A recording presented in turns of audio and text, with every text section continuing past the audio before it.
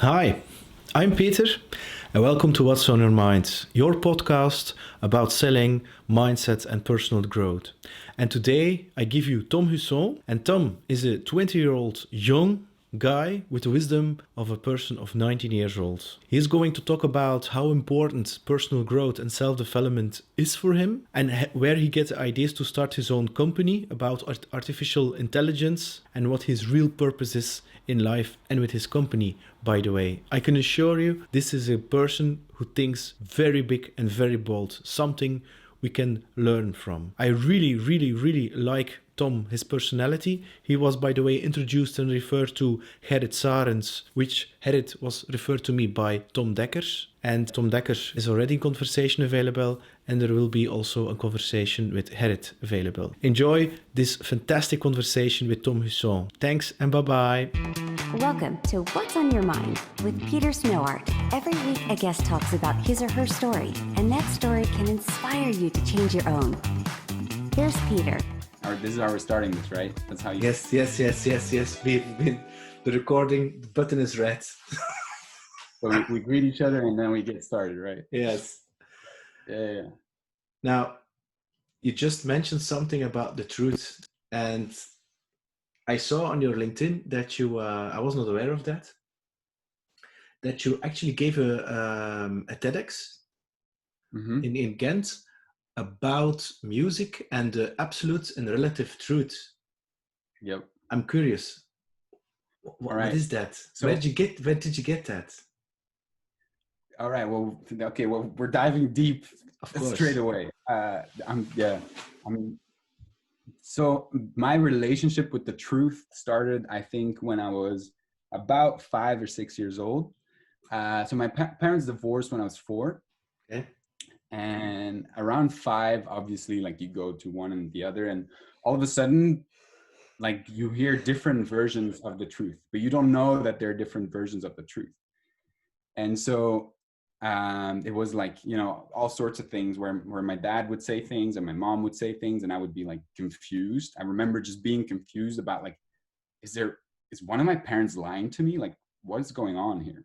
Mm-hmm. And later on, I just started like grappling with that idea of, well, there's different perspectives on the same truth. And luckily, like, I mean, the divorce was rough. It was a very rough divorce. Okay. I was the oldest child within the marriage. So it's me and my brother. And there was just a lot that I took in and tried to, protect my brother in a way as well through. Mm-hmm. And so in that sense, my relationship with the truth really evolved to, I didn't want to choose one parent or the other. Like that was not my choice to make. But they still were giving me very conflicting and even like perpendicular versions of a similar truth. Like very concretely one, saying certain things about, like a money situation, and another, and like I was 8. I didn't know what the heck was going on. Mm-hmm. And so then music really came into my life, and I had all these emotions that I couldn't voice either because they got received in very different manners by, well, my dad and then my mom, and then it didn't make any sense. There was no thread within it until I realized that there is actually an absolute truth that we can't reach. Like as humans, we cannot possibly grasp that absolute truth. Okay. The only way that we can connect to it in a way is by, I think, like energy or whatever. And that's why I love music so much, is because you can express things in ways that you feel make sense. You don't, it's not about knowing that they make sense. It's about feeling that they make sense. And they really like, there's a certain, like catalytic experience about, like hearing a good song in the right moment, in the right thing when you need that emotion going. And so I really started thinking about, well, first of all, the closer you are to an absolute truth, the better your heuristic about life is, in a sense. Like, for example, like we create these avatars, like, like Ernest Becker. I don't know, have you ever read his book, Denial of Death? No. Anyway, brilliant book. In that book, he talks about character as a vital lie, and how literally like we construct avatars as human beings to keep making sense of the overwhelming world around us, like the absolute truth that we live in. And so in that sense, we all have like this, perspective we create, these heuristics we set up. Like, for example, oh, well, you know, that's my mom. That's the avatar that I relate to as my mom. Isn't that a mental construct which we need to survive? And sometimes people Absolutely. also call it, or is it a part of our ego? I think it's all that. It's for sure like ego is one. We think that we are that. Yeah, we are that mental construct. We're not. We're not. It's a tool that we can use in you know, like our environment in a sense. And so that's how I really came up, like started to realize like that interplay, and how, you know, there can be different perpendicular visions to one story. Even like, for example, if I, you know, if we, I don't know, I'll take an example here. This, you know, this is the first thing I got.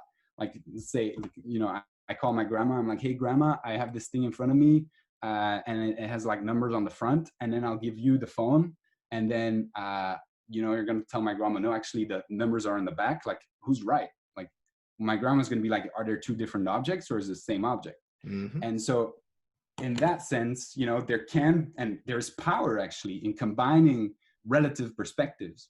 So understanding what an absolute truth is versus a relative truth is so key to being successful at, you know, navigating the world, or you know, trying to work with what you have in a sense. And so that's something that I really tried to capture in that TED Talk through, like, you know, music in the end is, it's one source, but it's a different perspective for everybody. Like, especially with emotions, like I don't know what your kind of sad is, or I don't know what your kind of happy is. You know, you can tell to me like, hey, this is my kind of happy, or this is my kind of sad, but it still will be my projection of what I feel when I am sad, and I will project it onto you. And in that sense, it does connect us very profoundly. And music, in a sense, is, you know, an undisputable absolute truth, because we're not going to fight over whether the numbers are on the front or on the back. It's just like, you know, music is for you what it is for you, and it is for me what it is for me. And you even can go further. I mean, when a certain artist has created a song, who played that song with some kind of intensity, vibration, energy, and then somebody else is going to play that song, and I mean literally on an instrument, with her or his intensity, vibration, energy, it's going to radiate a different kind of energy. And that is, for me, how do you say that? I can literally feel if there's a band playing a song, they're playing from their heads, so they're literally just playing notes, or they're really connecting to a song, and they are transforming their energy, their emotions towards the audience, to, you know, whatever, the people who are sitting, standing, whatever there. And I'm also a musician, so I understand completely what you are saying. And I find it actually, it's very, you cannot put it into words, because there are only 12 notes. But yeah, you can, how do you say that? And a lot of, you know, that also a lot of songs are based on the same chord progressions, and still you can create something new based on what you are feeling. And I found that, I don't know. And also the symbolic of music itself. If you look at music, I mean, a lot of people see life, the end of life, death, as the final thing. So they focus on getting retired, and then they're going to enjoy life. But I don't listen music for the final chord. I listen to the music while the music is playing. So this means I have the first verse, then the first chorus, then the second verse, and then the second chorus. I mean, the goal of the song is the song, but not the final chord of the song. It's the same with Mm-hmm. life. So it's that, Yep. it's always about that here and right now. And yeah, that literally music can transport you. I wouldn't call it into another dimension, but yeah. And indeed, it can alter your state immediately. I mean, Yeah. when I listen sometimes to some 90s Radiohead or Smashing Pumpkins, immediately I can feel the negative, depressive, yeah, vibe of these people who are therein. And if I live and then listen to, for instance, some kind of funk record, I am completely in another state. Yeah. Interesting. No, yeah. Yeah, it is. And, It's and but you never chose to become a real full-time musician because you make records, eh? And you yeah. No, yeah. I mean, obviously, I had that fight with my mom for sure. At one point, I was like, I'm going for music. There was also a girl involved. I was like, she's like, I'm gonna go to this music school. Come with me. I was like, yes, please. But my mom, and I think rightfully so, very rightfully so, said like, no, don't go. Like you'll like. What I love about music for me, it's a channeling mechanism, but I need things to channel. And if I would focus on music 100% of the time, it would be like a negative feedback loop in a sense of like, I don't really have things to channel anymore. And that's why I love what I do now as well, because it really, I can come home from a day of like, talking, all these things and meeting new people and, trying to come up with new concepts for different organizations and all that. And then I can come home and I close my door. I'm like sitting in my room and I just disappear into my music and like kind of, make sense of the day through that and help me like flush down the day. Yeah. And so music plays that role in my life, but it wouldn't be the same if I would be like a full-time musician. That being said, I'd love to like do a world tour or stuff like that for sure. Like that's one of my goals for sure. Me too. Let's go later. Yeah. But you played at against the Chiefs, right? Yeah, several times. Yeah. So if Chris Martin would call me, I quit my job and I'm gone. Chris Martin? Yep. But hey, I mean, it's not that I'm such a big Coldplay fan, but when I saw the documentary about that band, I was really like, damn. And I saw them live and they were amazingly tight. And I like the combination of guitars, drums, and electronics. I really love it. And a good melody. And they bring such positive energy.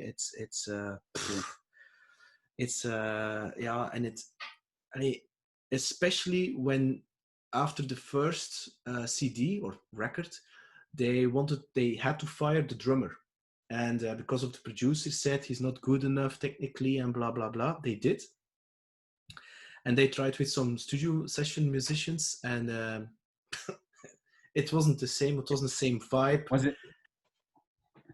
And was then it guy that they? Yeah. No. Sorry. And then they brought back the drummer, who is still the drummer today. That's and the they guy. finished. It's the old guy. Yeah. So and they brought him back, and that was actually the start of something. And I think. I mean, if you hear a drum on Fix You, like. Yeah. It's amazing. I remember that concert in Brussels. They start with the drums, with the bass pounding. You immediately feel that they're just the drums. You can feel that. Oh yeah, this is going to be amazing. So the world tour. Let's do it. All right, I'm down. Let's go. Yeah. Let's make it happen. Yeah. What we'll do. Now I'm going to jump to something else. All right. Personal growth, personal development. I mean, you're 24. I've known you now for like three weeks or something. And I discovered that we share the same love for personal development, which is in Belgium, especially in the business we're in, it's still seen as, I wouldn't say fluffy wuffy, or la la land. I mean, if you talk about personal development, if you go even further to the things like meditation and then universe and alignment, then they're like, we're lost. What the hell are you talking about? Intuition? Like, where did you get that obsession? Where did you get so young the key to everything, that's really working on yourself and on the personal development. Where did you get that? I think what comes to mind is necessity is the mother of all invention, right? And I think it for me it was a necessary thing. At some point, I've had like, you know, smack in my face after smack in my face. I think there was like a big period, obviously, like, you know, my parents' divorce has really like formed me very, very. Was that a very traumatic experience then? It wasn't traumatic because I was 4, but it was just that there was a whole lot of weight on my shoulders, I felt. Because you actually were parenting your brother. That's what it felt like a lot of the time, yes. But at the same time, not, because, you know, my mom and my dad are tremendous parents. I don't have anything to reproach them. It's just like they would not communicate. And so all the communication would happen through me. And so ended up like having, you know, to deal with stuff that I wasn't just ready for. And so I've always felt that I had to be a lot older than I was at every age. And then at some point I decided, well, I just graduated high school. I was like, I'm out. So I decided I'm going to go travel. And I went to work in a restaurant for 6 months. I worked like 70 hours a week. And then on the side, I did fundraisers. I was like, I need to get away. And so I started traveling then. And I was going to travel for 6 months with an organization called Up With People, yep, where we would do like music and then, you know, do volunteering. It was awesome. And then I ended up, you know, working there, but then like stuff went kind of down the drain in a sense of, you know, I got fired there for like, I think very stupid reasons. Basically I had sex with somebody I wasn't supposed. I mean, it was consensual. It's going to sound bad. But it was like, you know, it was something that shouldn't have happened, or shouldn't have been a reason to fire somebody. Mm-hmm. Anyway, that was a big smack in the face. And I think in general, like, I don't like, you know, when a situation is presented in a way where I can't do anything about it. And also, like, I gave everything to that organization. Like I gave them everything. Like, you know, I was working so hard. I was, you know, creating an app for them on the side. Yeah, I mean, it was so much. And then you were disappointed then. I was so disappointed. I was so, like, even now I still get kind of like, you know, off balance from that, because there was so many people that were doing what I was doing. And I was like, literally, I've been living like a freaking priest in those like 9 months. And then one night I had like, you know, a glass of wine, met a girl in a club, and we went away. And apparently that girl was also a host mom for one of the participants in the organization. I had no idea she was a host mom, but apparently, I mean, that's a whole other crazy story. But it was just like a whole set of coincidences. But we talked about this, right? Yeah. There's no, but there was so many things that had to be in place. Like, for example, one of the things was, you know, we came home, me and the girl, to her house, and I put my hat on the table and put my keys in there. Keys in my hat. And anyway, we went upstairs, did our thing, whatever. And then when I wanted to go back down again, I grabbed my hand and I grabbed what I thought were my keys, but they were her keys. So when I got to my place again, like, I realized, like, oh shit, I have her keys, I can't get in there.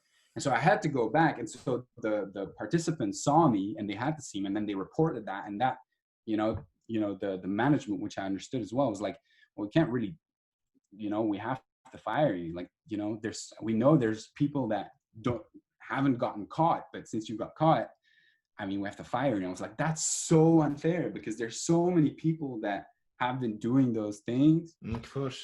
Anyway, that was the point here, is the disappointment, not necessarily the story. But was that then the trigger? Was that then the trigger that, how do you say that you didn't want to play the victim role, and you were like, what is the meaning of all these synchronicities happening to me?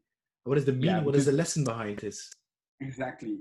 The thing is that after that, I came home in a state of a state of mind. I was devastated. I was like on the floor. Then I was like, okay, well, I have 6 more months before school starts. What am I going to do? I had like €1,000 in the bank. A ticket to Australia was 800. So I bought a ticket to Australia and just one way and went to Australia. I'm like, I'm going to spend 6 months there. I don't know what I'm going to do. I'm just going to arrive, going to see.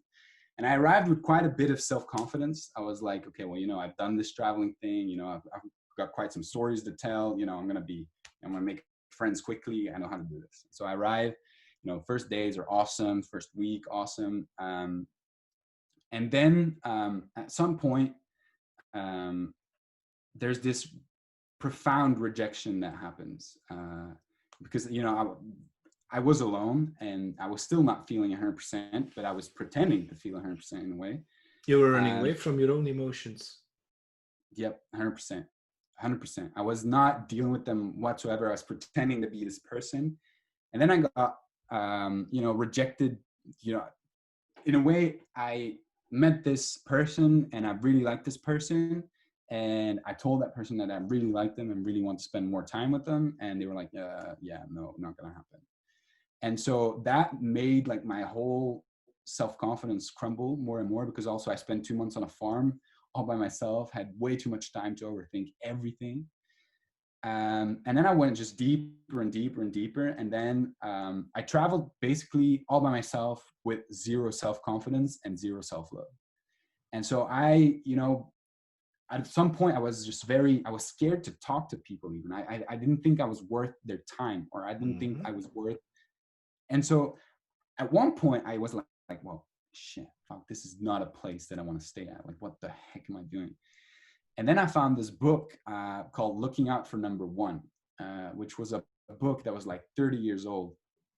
And I started reading it because I had nothing else to do. And I just started reading, and piece by piece, it was like making sense to me. It was like, shit, yeah, I'm doing that. Yeah, I am running away from my emotions. Yeah, I don't believe I'm worthy at all of anything whatsoever. And so, you know, I start doing these things to kind of build up my confidence. I start writing this business plan of an app idea I've always had. And piece by piece, like I start, you know, really getting addicted to that feeling of growing and that feeling of like, oh, you can get out of this. And there are things that you can do to redirect your energy. And then I came onto Mind Valley, which we both love. And that really opened up so much for me. Like, you know, hearing Vishen talk about like all these things that you can do just by yourself, inward thinking.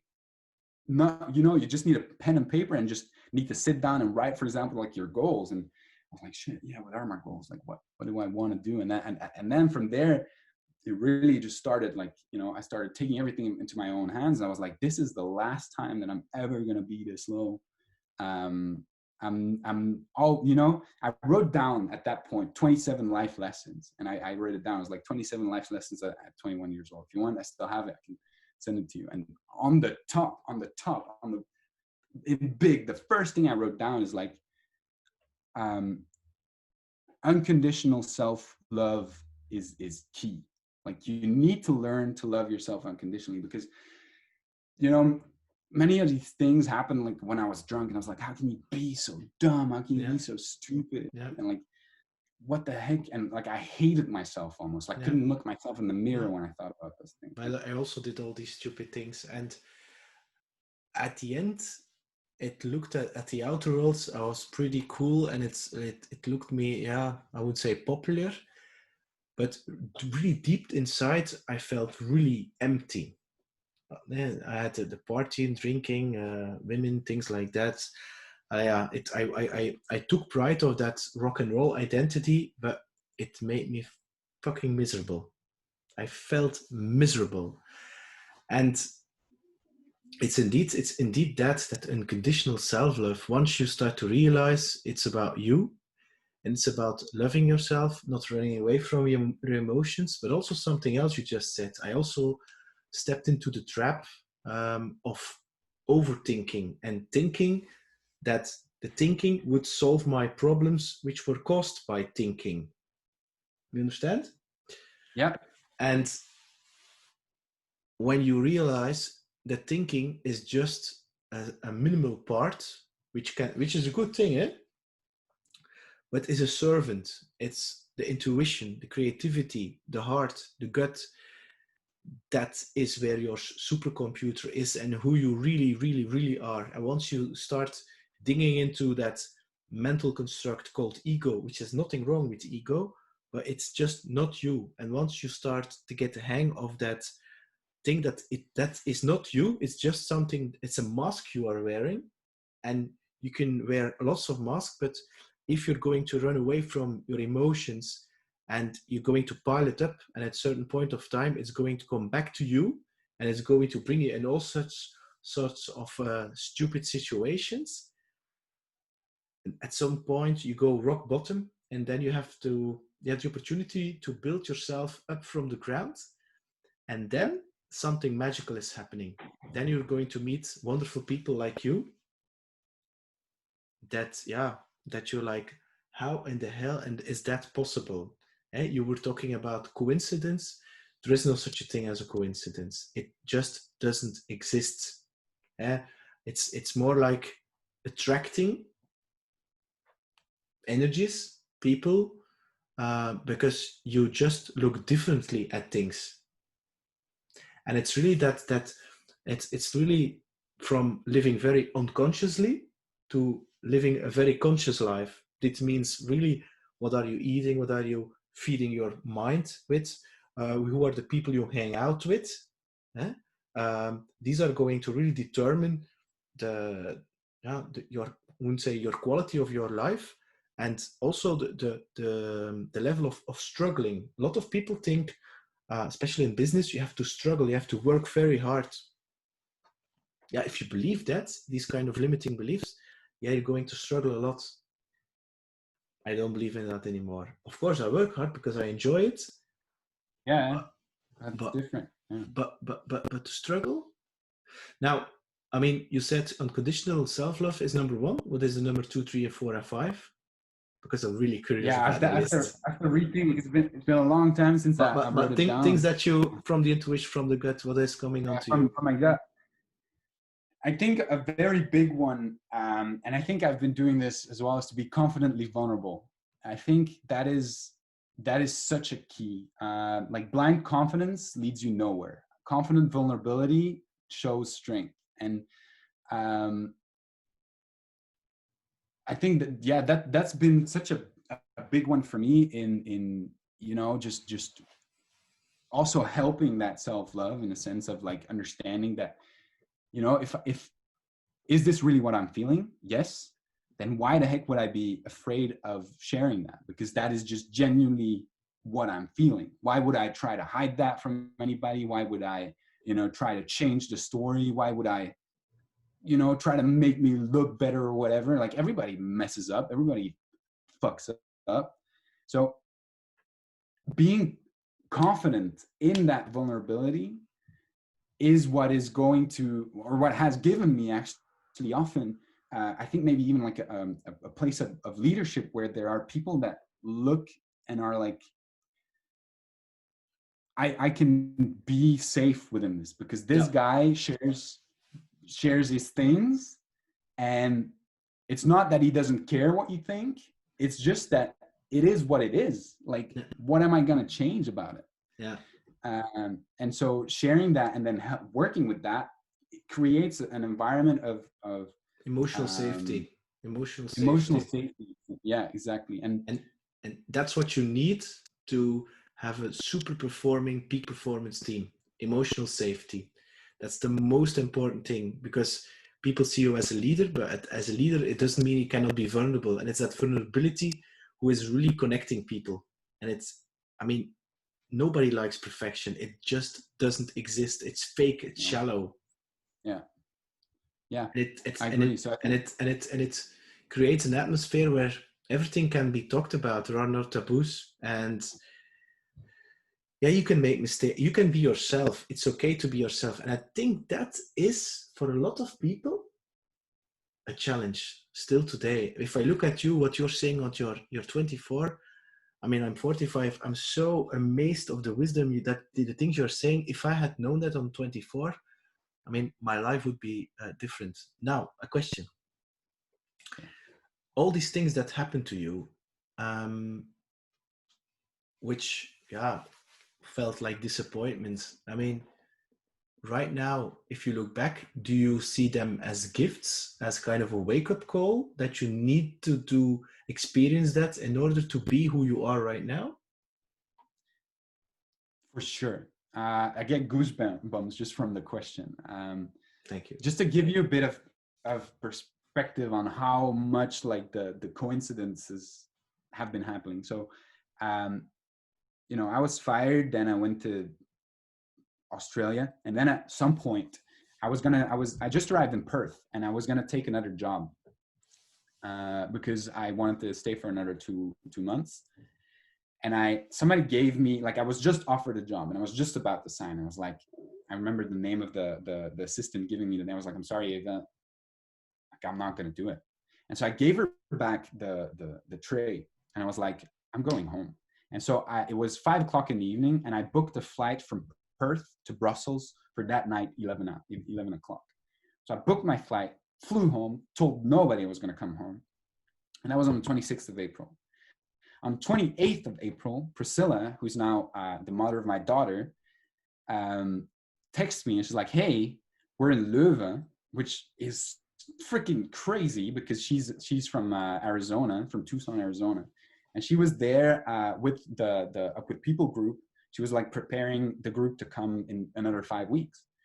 And so 2 days later, she texts me and she's like, you know, do you want to hang out? Do you want to go party? And so we go party. You know, again, fun stuff happens. And 5 weeks later, when she comes back to Leuven, she tells me she's pregnant, and I'm going to be a dad. And you know, that's just the level of, like, you know, in the beginning I was like, how is this, you know, 2 days, if I was there, if I came back from Australia 3 days later, you know, everything would be so different. And in that sense, right now, like, I really see that as really life unfolding for me, even though sometimes I have to admit it's really hard to see it in the moment. But I like, one of the things I'm actually really proud of today is that, you know, and also I think this really shaped me in a very good sense and really unshackled me, because, you know, try having a kid with somebody on the other side of the planet from a one-night stand. Everybody's got an opinion about that. Yeah. Everybody around you, you can feel it, you can hear it. You know, your parents are embarrassed to tell their friends at first. You know, there's so much that eventually just comes down to, well, what is my choice? Yeah. What do I want? Who cares? Like, in the end, you know, sure, like, you know, your parents have an opinion, your friends have an opinion, their friends have an opinion. And in the beginning, to be very honest with you, I was scared shitless of their opinion. I was like, what's everybody gonna think? Oh no, like, I'm one of those people. Like, you know, I'm a failure, shit. Like, you know, it's over. And then at some point I was like, well, actually, no, like, this is my decision. And I decided that I wanted to at least try to be in my daughter's life. And to, like, now, like, when we Skype, it's like, oh, daddy, look at this. Oh, daddy, look at that. Like, I feel like I'm really succeeding at building something with Scarlett, and it's super genuine, and it's not conventional. It's not at all, but it's, who cares about convention? That's the point, I think, about going inside. That's the realization that I also am experiencing, and now I'm going to say something quite shocking to a lot of people. I think as human beings, we invented all these kind of rules and conventions, like relationships, one-on-one and things like that. And that's what you're saying. I mean, they call me dad because I also have a son. There's somebody in my life who happens to look a little bit like me, and I'm responsible. And I call the title is dad, but I mean, is that so? I mean, it's just a title. It's an identity that I carry on. I mean, but if you take all these titles and all these things out, it's just two human beings. So, I mean, why should we judge somebody else because it doesn't comply to certain rules that we think that our society looks like? But if you look to other civilizations, they have another set of rules which maybe you absolutely don't comply with. So, and it sometimes people call this the matrix, and yeah, I'm like, I'm not saying I don't want to be part of it, but I mean, when you told me the story about you and your girl, I only saw one thing. I saw love. I mean, your expression, your energy was all love, and I'm like, it's beautiful, and that's it. I mean, and the rest is just an opinion, and your truth is love. 100%. And I think that's the whole point of, that's why I'm so grateful that I've gotten to experience that. And that's a key word, I think, experience, because you can't know these stuff. It has to, like, I feel it. Like, there's no rational part of me that goes, oh, I have to call her it's just, it comes from here, because I don't have that convention. Like, there's no, there's 100 movies that show you how the dad just gets, like, fucks off, and it's just the mom and the kid. And that's that I didn't have any reference frame. So I really had to come from, okay, what do I feel? Yeah. What do I want? And what do I want to give? And to be true, like, it just feels like love. And I think that's why, to a certain degree, sure, there's always room for improvement, and sure, like, there's always things that could go better, but at the core, and I think Scarlett feels this before anybody else, is that this, like, I have nothing but love for her. And same for the mom, like, we didn't get super along, but, like, she understands. I'm so grateful that she understands this as well, because she's an incredible. I'm so happy, like, literally so thankful that she's the one that I had the baby with on the other side of the world, because she's such an incredible mom in that sense. And it really creates just, like, like, no, we're not together, but there's love. But it's genuine. But there is love. Exactly. I mean, look at your parents. They were together. They created babies, and they were not able to communicate. I mean, a lot of people stay together, and it's fake love. Is that the value you want to show? I mean, you're talking about authentic vulnerability. That's what you're doing. It's about the real love. It doesn't matter how the situation is, how you arrange things. It's love. Yeah, exactly. And I think, I mean, I obviously do a lot of meditation as well, and that's what they talk about in the Bhagavad Gita, and like the Buddhist teachings as well, of about, that being the source. And really, if you can really experience just, love in a sense, even fear is can be an expression of love. Yeah. But it's actually love, or the opposite is fear. And a lot of people see love as a kind of emotion, but it's not an emotion. It's something else. It's love. Yeah. It's that being state of being. Where did you get the part of meditation? Where did you get that? So from personal growth. And so diving into is it from Mind Valley, or did you do so Mind Valley Headspace, or the 6 phases of meditation of Vision, I assume? Yeah, that's where it started. So I did the 6 phase, and then I heard Jay Shetty talk about, like, creating immersive experiences. Mm-hmm. And because at that point I was doing the 6 phase every day, and it really was doing a lot for me. But it's just a 20-minute meditation. And so, I heard Jay Shetty talk about, like, sometimes creating a space to really go deep and really experience something. And that's when I decided to, like, go on a retreat where I met, like, this wonderful teacher. And again, no coincidence, because normally, like he says, it's packed with participants. That week I was there all by myself. So was it in Belgium, or was it abroad? It was in the Pyrenees. Pyrenees, I don't know how you say it. Yeah. And it was this guy up in the mountain who lived there with his wife and his kid, and had built this awesome dojo. I think it's called a dojo, or like a meditation room or whatever. And I went super deep. Like, I meditated for like hours there with him, and he had all these teachers all across India, and he really, like, guided me on that path of meditation. And also there, like, you experience all these things of, you hear all the benefits about meditation. And I've touched upon briefly with the 6th phase. But for example, one of the moments that was so crazy for me is, like when you sit still after 20 minutes, like everything aches, like everything hurts. And this, like this, I think his name was Ram. He had this really deep voice, and he was just sitting still, and he heard me like fidgeting. He was like, Tom, just let it go. I was like, okay, well, I'll try.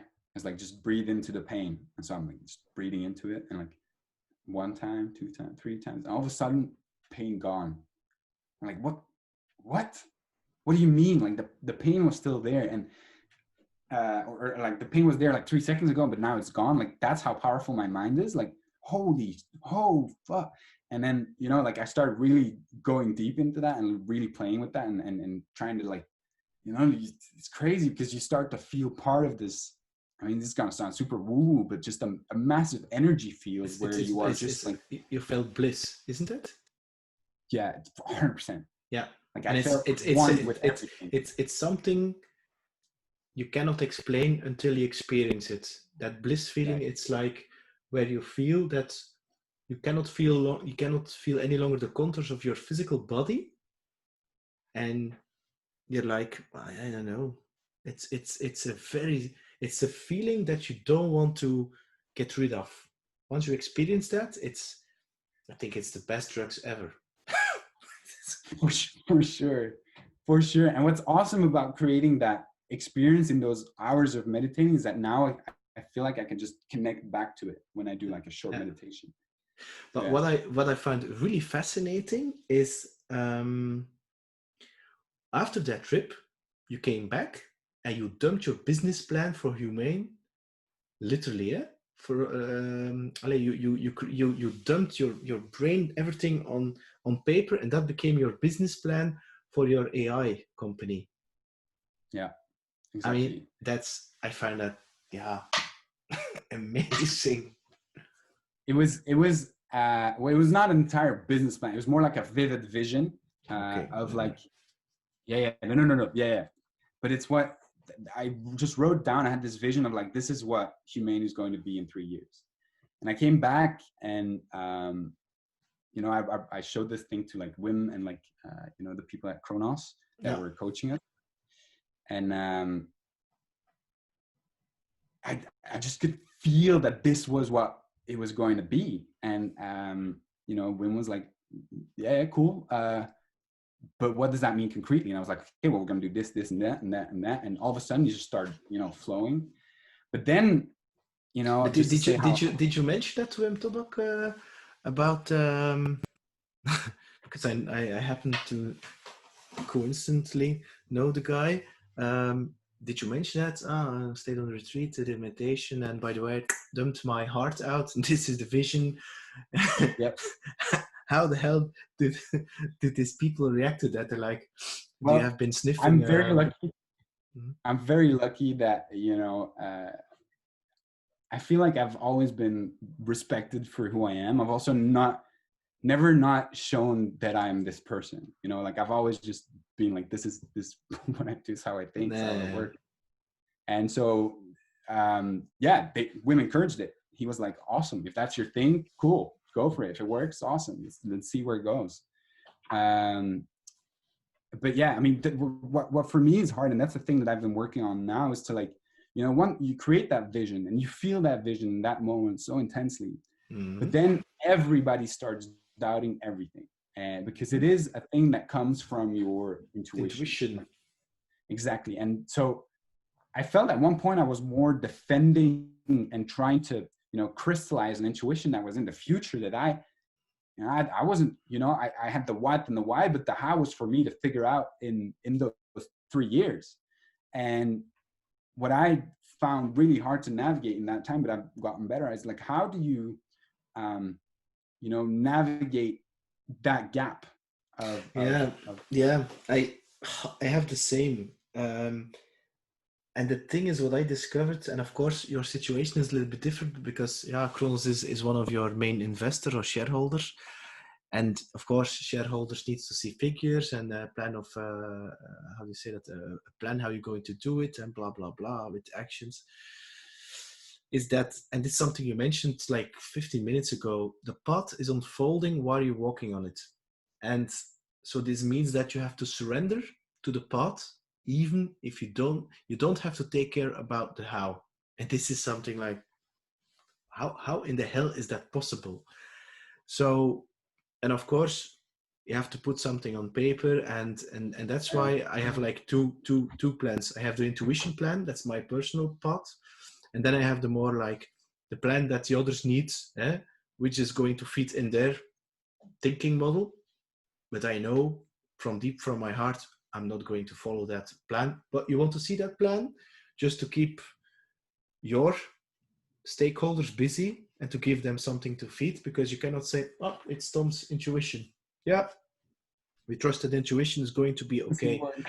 It's so you have to play a little bit that game, you see? So yeah, and for me it works. And it's like what you're saying. It's like they know who you are, they know how you work, and also you have also built some kind of credibility. But it doesn't mean you can depend everything on that credibility, because in the end they want to see some small results. They want to see some signs of okay. Even me. Yeah, of course, even you, of course. But it's the universe is always on time, and you cannot force it. I mean, you cannot make grass grow faster by pulling on it. Very true. That's very true. No, yeah, I agree 100%. And there's also possibility that the same with this podcast, people ask me all the time, what's your revenue model, what's your revenue model, what's your revenue model? And I was like, it will come, and I give it time. Like when this thing started, I mean, I didn't know how it's going to look like, because how I thought I was going to more public speaking. Then I thought maybe I should write a book, maybe I do some videos. And then suddenly, as a result of this corona, I started this kind of conversation thing. I don't call it interview, but this kind of, and since then, yeah, I really listen to my energy, my heart, and it's like, this is my thing. This is, you just mentioned, I get goosebumps of your question. I mean, I'm so grateful that you say that, because that is for me, I can now die peacefully. This is the reason why I do it. It's like, this is my soul mission, this is my soul project, and I'm not going to hurry it up to fit some kind of conventional model. I'm like, no, because amazing things happen, like meeting you, because we've met through somebody else. Like, yeah, you have to meet Tom. Like, okay. And then immediately you have like some kind of universal connection, like, damn, who the hell is this guy? And you cannot put it into words. Yeah, absolutely. And you just mentioned also in the beginning, before the recording, that also magical things are happening. Like you were being on a panel with Richard Branson in the beginning of October. I mean, I know. Yeah. No, and that's the, like, I've been figuring out what that dial is of that surrendering feeling, like you say. I think it's really about really having faith, surrendering. Yeah, but at the same time having a clarity of where, like, not necessarily where you want to go, but in a way what you want to be, I feel. Yeah, and that for me is the key. For me is asking the question, is this an ego mental thing, or is it really a feel thing? And therefore I need to go into meditation to really ask me that question. Or sometimes I use a coach or somebody else who is going to challenge me on that, and then I see, okay, it's not a mental thing. Especially like I changed jobs, it was the same. Am I going to do this for some kind of purpose, who I am, or is this just to show off a nice title and blah blah blah? No, it feels good. It's really a purpose thing, and I just skip the title. I don't care, because I really believe when you go into that ego state, it's some kind of resistance, and you cannot you cannot channel anymore. Like you Yeah, just mentioned with the music, I see my body as some kind of instrument to channel something, like a transport mechanism, which is channeling something through my body. And my ego is if it's an ego thing, then I'm in resistance. It cannot flow.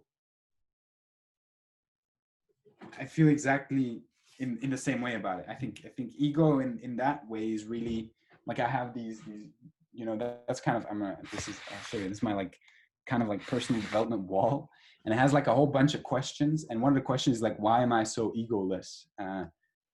Because I really think that, you know, ego is really something that clouds everything, really, in a sense of like it creates a barrier. I don't know. Yeah, I mean, I think you are in your own way. That's the ego. You are in your own way, and it's going to focus you on things which, how do you say that? You're never going to be happy. You're never going to. I mean, if you focus on ego things, I mean, it's like having a carrot in front of you and trying to get that, but you will never get it. Your ego will never, ever, ever be happy, because that's what it's designed for, to survive. Yeah. I mean, there's nothing I can add. And where did you get the idea to start an artificial intelligence company? Where did you get that idea? Of course, the meditation, but why artificial intelligence? I mean, you know, it's a hype, eh? I mean, it's deep learning, it's machine learning. Why the artificial intelligence? What do you find so sexy about it? So, okay, what I love, just in general, is I really love going from 0 to 1. And what I mean with that is, I really love to work with paradigm shifts and create value from those paradigm shifts. Of really, like, you know, we've been doing this like that our whole life. All of a sudden we're doing it like that, and it creates massive amounts of value.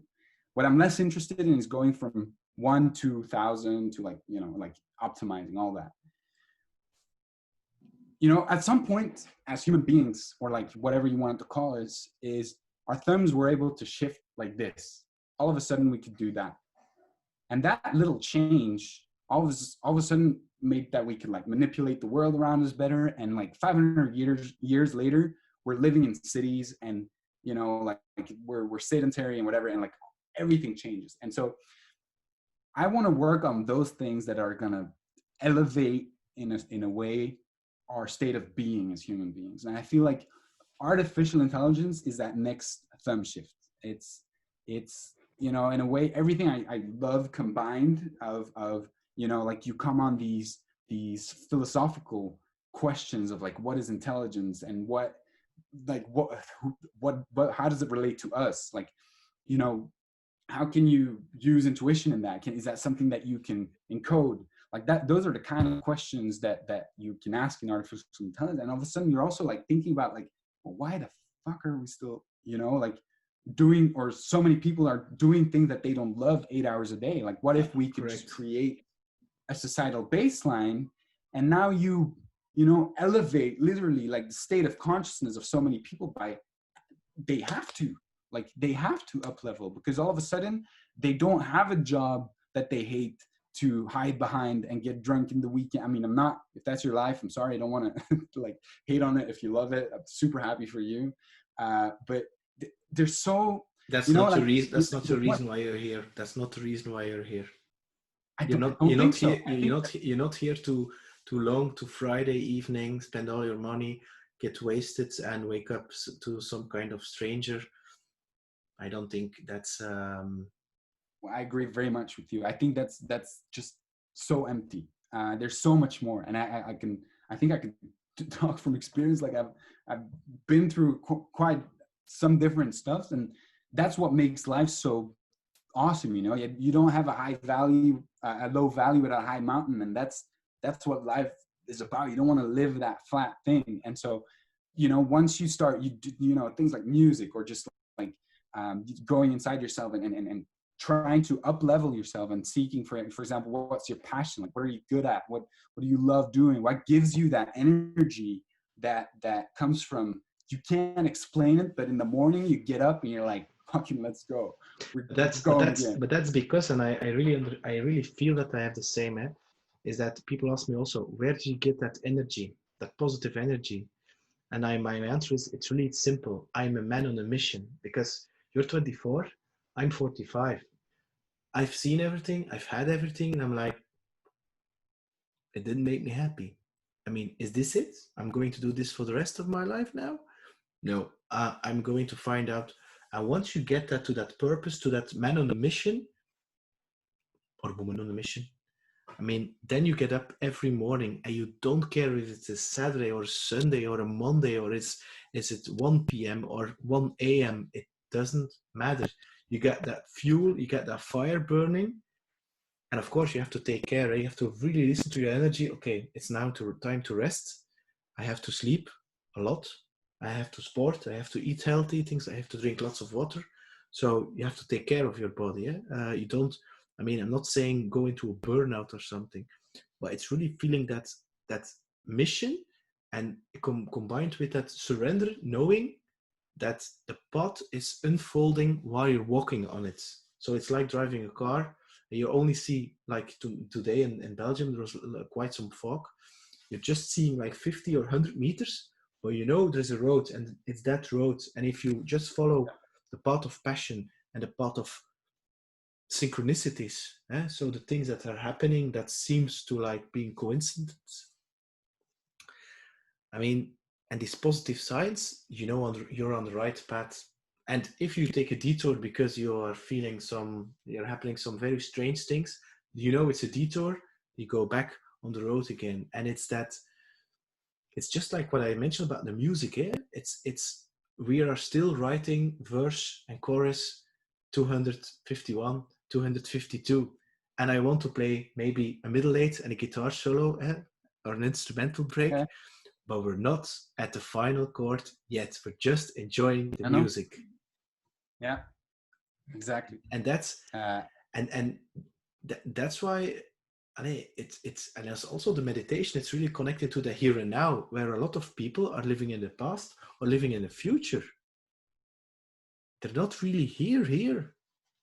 No, they're always thinking about, like, I'm gonna be happy when I get this. They're gonna have this next thing, and then I'll be there. And then they're always thinking about, you know, that next Friday. And I think that's why I really am so drawn to things like artificial intelligence, because these are technologies, and it's gonna sound maybe like a little crazy, and people are like, we're not there yet. But if you look at it in a philosophical way, these are technologies that allow us to really go beyond ourselves. And you know, like I have, for example, when I went traveling, like there was this moment where you know, all my friends, when I said I was going to travel, it was right after high school. Like all my friends were like, oh, you're crazy, you know, like your life is over, you're never gonna, you know, come back again. And I was like, sure, if you guys think that, whatever. But it still like kind of played in my head. And then a year later, I had a Skype with one of my friends, and I was traveling for a year, and like I asked my friend, so are you happy with what you're studying now? Like, are you glad? I was like, yeah, you know, I'm not entirely sure I really like this, you know, but I'm, you know, whatever. Like it was my plan. Like it's the path that I had. And I was like, you know, that's crazy. Like going down a path that you can't feel is right for you, in the sense of not knowing, or like not exploring. Like it's okay not to know, but at least, you know, trying to take the time to explore in a sense that makes sense to you. And I feel like today, like we have this pattern where, you know, you go to high school, you go to the university if you're lucky, and then, you know, you graduate, get a good job, and then, you know, like the whole thing is ready for you, and there's no space to just be and just explore and just, you know, I don't know, go do something, go travel, go experience, go do dumb drunk shit, you know. you don't have to do, but anyway, like and I feel like AI in that sense is a technology that's going to allow us, paradoxically, you know, everybody's scared of like, oh, it's going to take my job. In a way, it's going to just give us more time to be human and to really like, you know, explore that. And so that's what I'm really passionate about within like AI. And that's why with Humain, like I want to focus on what I believe to be like the motors of our society at this point, which are our organizations and businesses. And I want to, you know, transform those first and help them make the most of the paradigm shift that AI offers. And implement that in ways where, you know, in 4 years, there'll be like, why are we asking our people to come like 40 hours a week when 20 will do? Yeah. And we will still be as productive and everybody will still be as happy. And all of a sudden you get, you know, it scares some people because they're like, you know, even with the COVID now, they're like, what am I going to do with my life? Figure it out, like work with it, like figure that out. Like you can't, like, don't hide behind that. But that's also, again, the thing about a lot of people are working so hard that they actually are running away from themselves and from their own emotions. And working very hard is also I wouldn't call it a hidden addiction, but it's really cool to say I work 80 hours a week.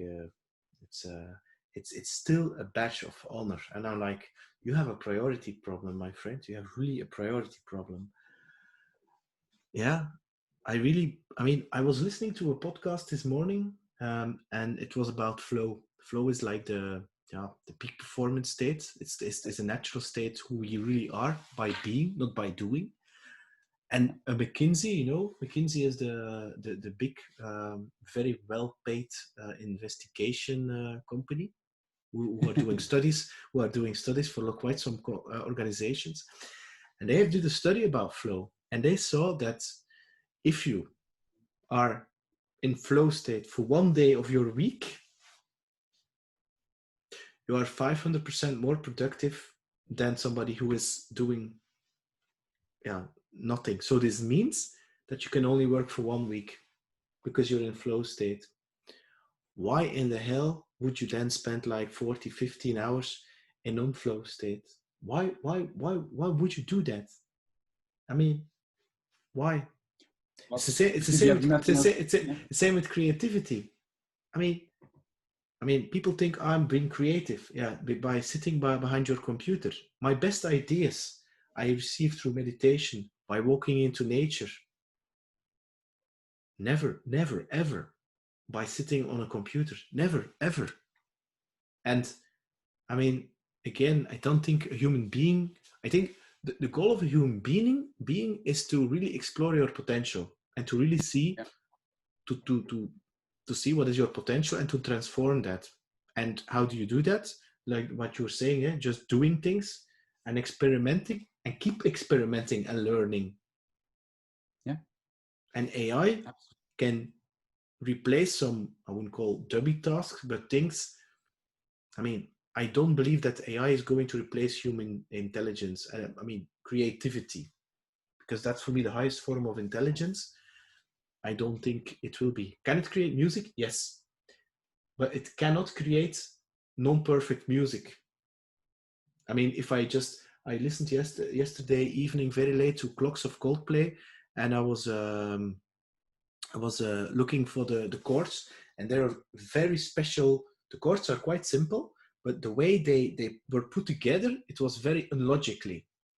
And AI can make things really logic, but this is a very special arrangement, but that makes the music. And that's, for me, is music. If it sounds good for you, it is good.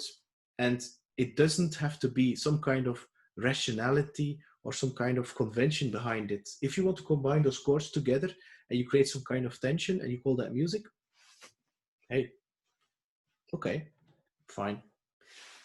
So, but I want to touch on another thing about AI, is that, and this is something I really fell in love with your idea, because I'm such a fan of you just for that, is that one of my, and it's something I had from childhood, is that and I don't know where it came from, is that we have it really good. I mean, we have everything we want, food, material stuff, and we have the benefit of exploring ourselves. You know, the pyramid of Maslow. The highest level is the Yeah. what now. But a lot of people in the world, they are really at the level one. They are hungry and thirsty, and they don't even have a roof above their heads.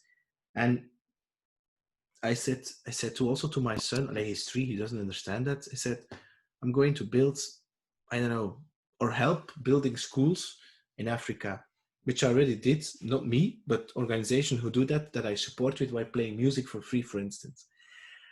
But then you came by the idea, and that's where also you're in the panel of Richard Branson, of creating AI farms, because the technology is there with the Amazons and the Googles,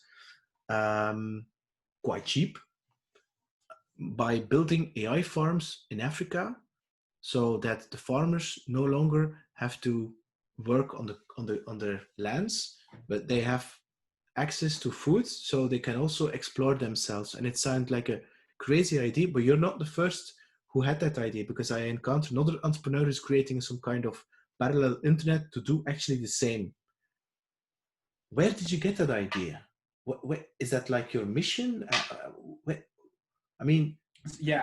Why can't you just be like some kind of Silicon Valley, Antwerp, Ghent Valley guy, just creating an AI startup, selling it for a shitload of money to, I don't know, some US tech company, and then spending your money on stupid stuff? Why can't you just go for that route? But no, you want to improve the world when you're 24. Why, Tom? Well, so I have this, I can't really explain it. It's just the thing that I have these things that I feel them. I like it. It's in my gut, right? And so at some point I was journaling, and I was really, I'd been really gone deep on like, what are my end goals? Like, why am I here? Like, where am I going towards? Where is it? And came up with 3 things. Is one, like, I wanted to find my soulmates, my soulmate, or like that one special person. I don't think there's one special person, but anyway, like, I feel there's somebody there that I really will connect with deeply, and I want to find that person. You're talking about romantic love, eh? In a woman, or yes, in a relationship. Woman, Okay, yeah. In a relationship, yeah. I don't know. I feel, anyway, that was one of the things. And there was another where I was like, okay, well, I want to perform for 50,000 people at one point with my music. And that's something I want to do. That's for next year, okay? So down. And the third was like, I want to impact 1 billion people's lives positively. And I wrote that down. I looked at it, I was like, shit, how am I going to do that? And, I started looking around, and I was like, I was Googling these things of like, okay, like, why do we still have poverty in the world? And like, there was not one site that could like answer it straightforward, because there's probably no straightforward answer. But I was like, why aren't we thinking bigger? Like, like we need to really think out of the box, and like really, and so I started thinking about like, what are the issues, and what do I know, and how can I leverage my knowledge into like, solving these issues in a sense. And I came across these, well, most of the articles pointed to like sub-Saharan Africa, where majority of the poverty is still like entrenched, and literally entrenched, because they're still so dependent on, like having good yields from their farmers, from their farms. And so they still don't get the good yields and all that. And so I was like, okay, well, what if we just used, we have these technologies that are on these exponential price performance curves, like literally, like are you aware of Moore's law? Yeah, of course. I work on IT. Yeah, of course. Exactly. Moore's law is like, okay, well, the amount of transistors double each year for the same price. So you get double the transistors for the same price, this, exponential price performance. And so at some point there is a performance that is going to drop so low in cost that we don't need to actually pay for it anymore. Like, who pays for texting anymore, or things like that, or like, before it used to cost you at least $100,000 to set up your website because you needed the server infrastructure. Today you can start a free tier on anywhere. And so technologies are becoming like they're becoming demonetized completely.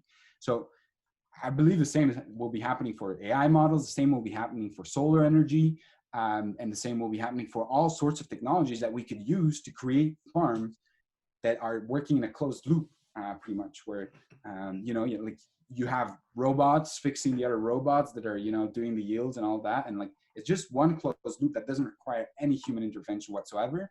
Plus, an AI has the benefit of working with multiple different parameters at one. A farmer can do that, max 7 or 6 at the same time. AI can also go millimeters. A farmer needs to think like in very big fields, hectares.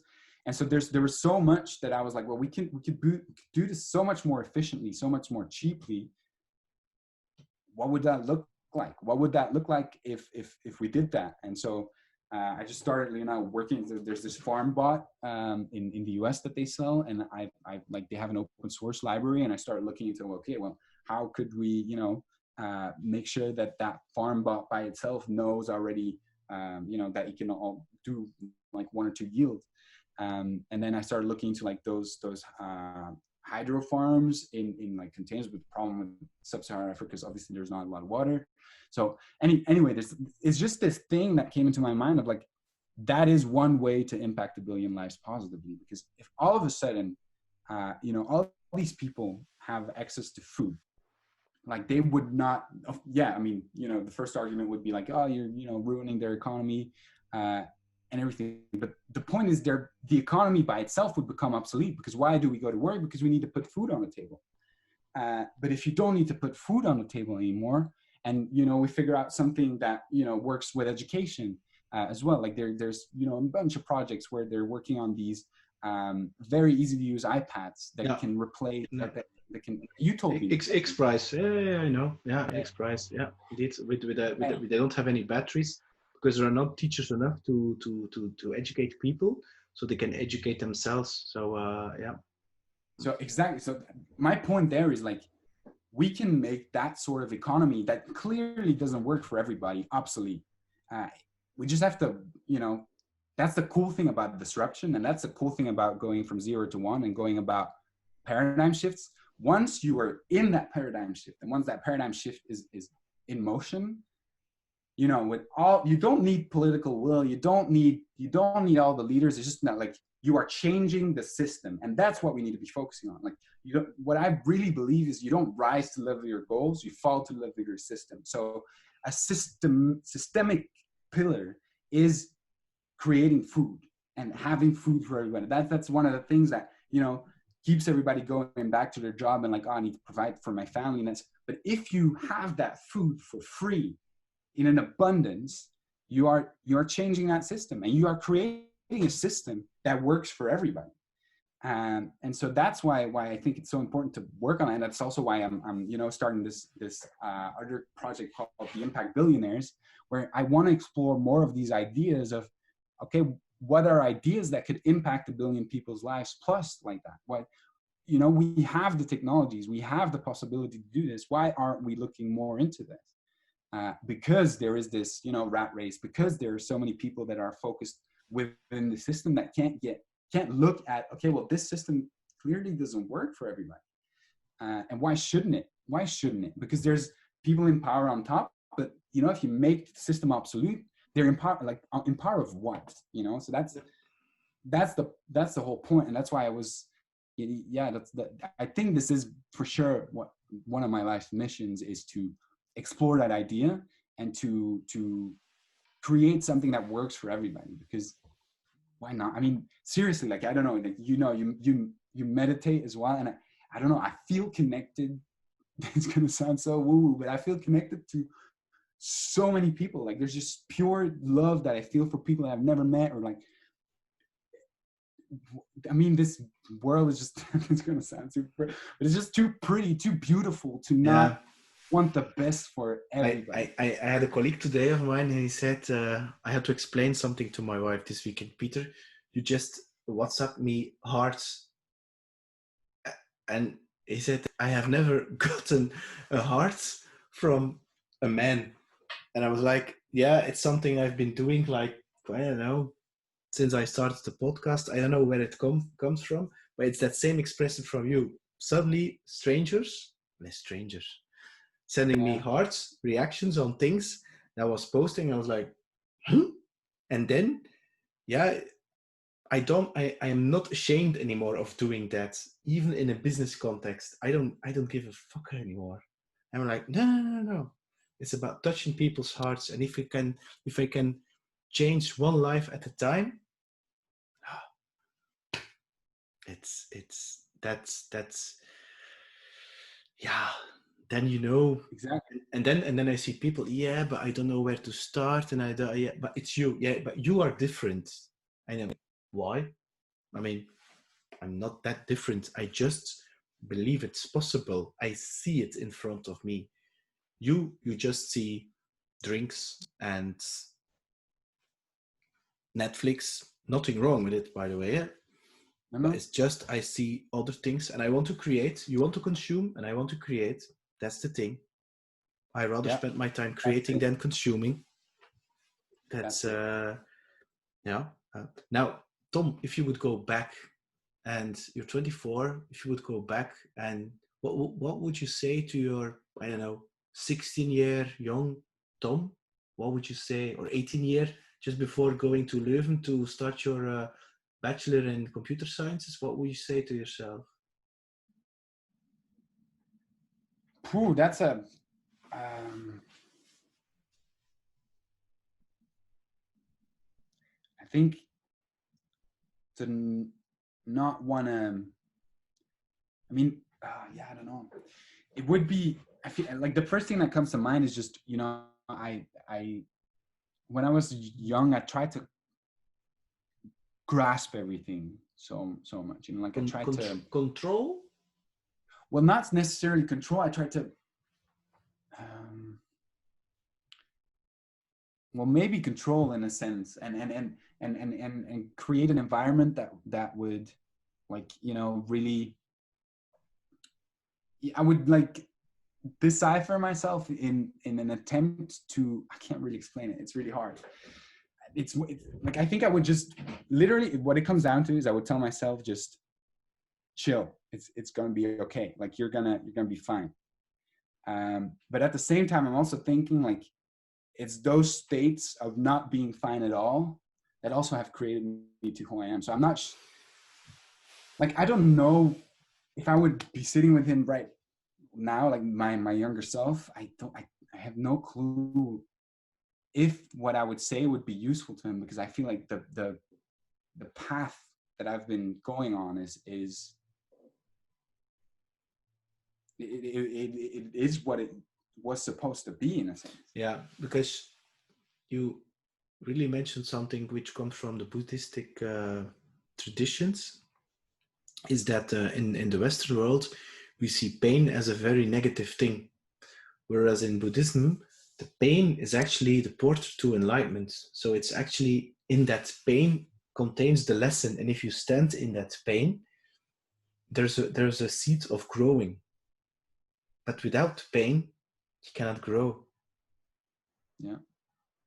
And Yeah. we run away from the pain by drugs or coffee, drinking, cigarettes, binge watching, working very hard, having lots of sex, things like that, one night stands, all these things, running away, escapism.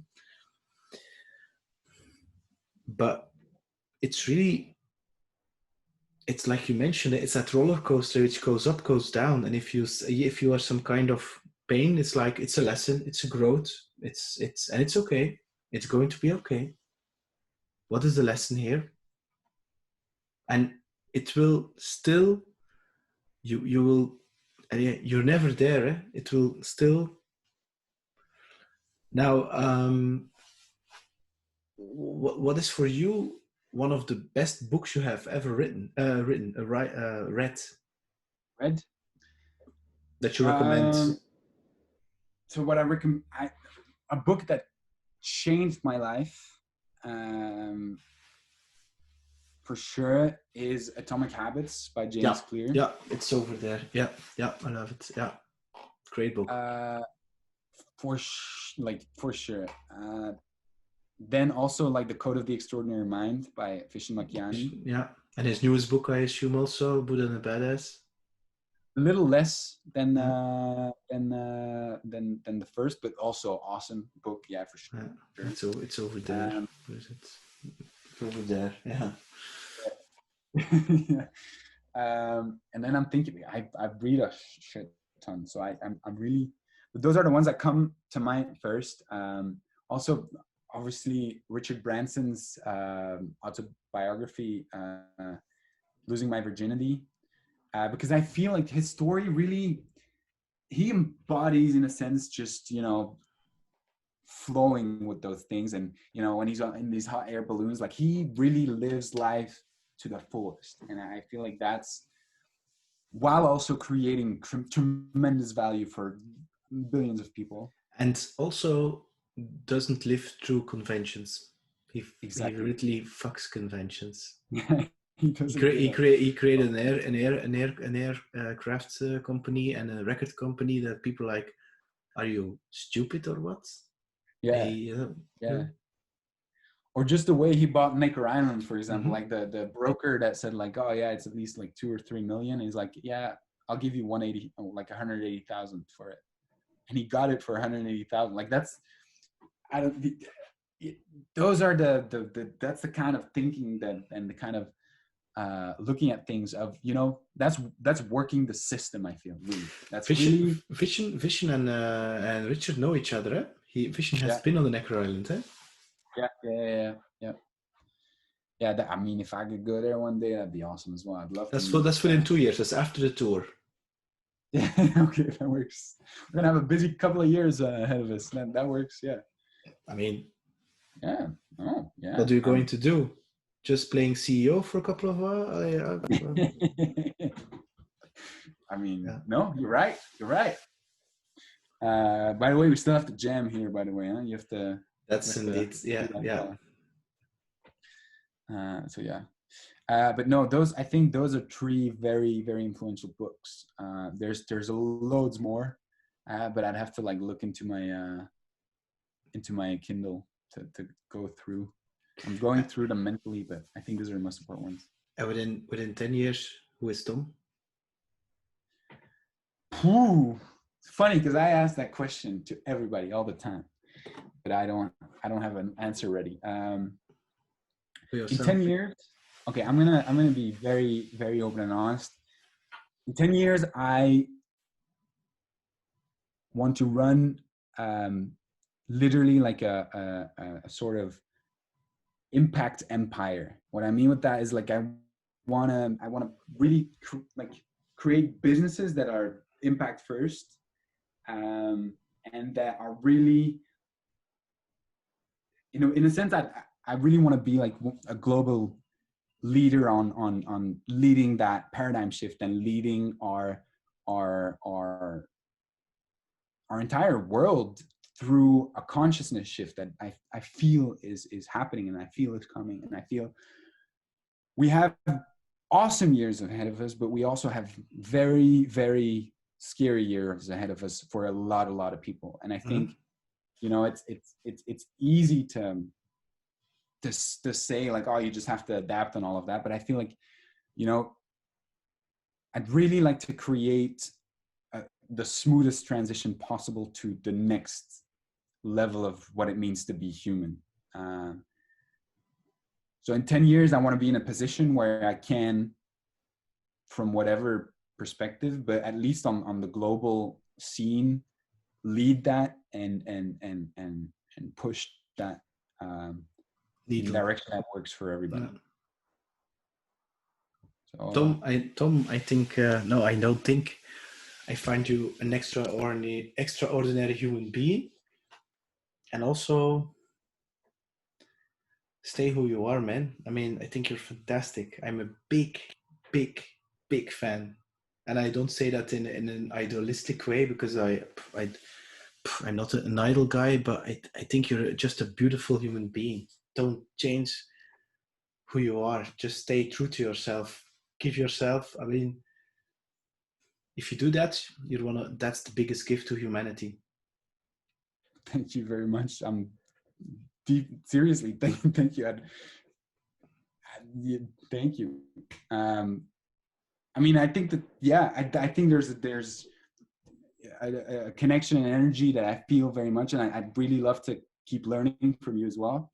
And I mean, I hope we can, keep having these talks with or without podcast. Or Of course. This is just the first one, eh? The seed has been planted, eh? So we just find an excuse to stay connected, and we share so much passions together, because the music, of course, but also the farming thing, but also the thing within 10 years, I'm like, So I'm so convinced that we are going to do something together. I know that for sure. Same, and I'm looking very much forward to it. Yeah, I think you're also you radiate positivity, and you, I mean, I want to be around you and people like you. So yeah, I'm very happy that this happened. Obviously not a coincidence. So there's no coincidence. No, there's not. So I'm very grateful having you. I wish you all the best, lots of success, lots of pleasure in everything you do. I see you very soon, Tom. Yeah, same for you, and thank you very much, Peter. And thank you. Talk to you soon, and bye-bye.